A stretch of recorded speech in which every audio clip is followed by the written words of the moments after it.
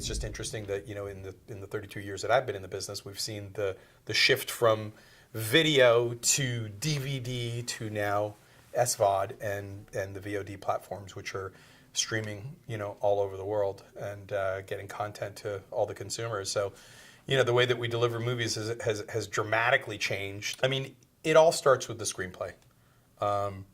I worked for a very famous producer named Dino De Laurentiis, and Dino was adamant about always having a great screenplay, because it's the blueprint.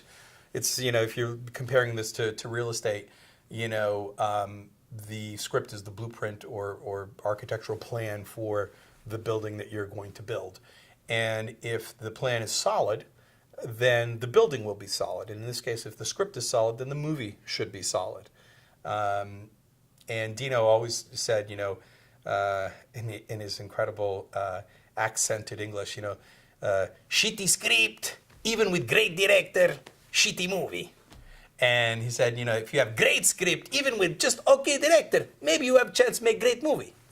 So I think that, for us, it's really about, and that's interesting, that part hasn't changed. It all starts with with a great story that deserves to be told, and then packaging it with talent who have a certain appeal and that are going to, execute that script and make it the best it can possibly be.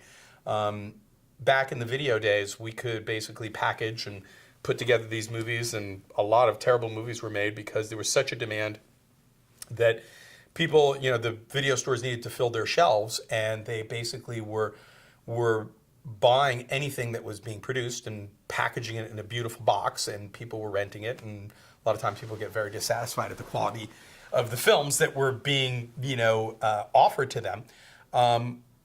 If you use that same analogy in today's marketplace with the VOD platforms, and I do see the VOD platforms as being the plethora of video stores that we had back in the 80s and 90s. But the difference is that they're seeing the films completed.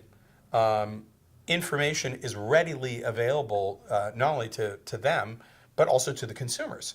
So, we've got Rotten Tomatoes now. We have a whole, slew of websites that are seeing movies and judging movies and giving opinions, and even people themselves, that are blogging about certain things. So you have to be consistent with the quality now. I mean, it starts from the script with the right package, and again, making a quality film.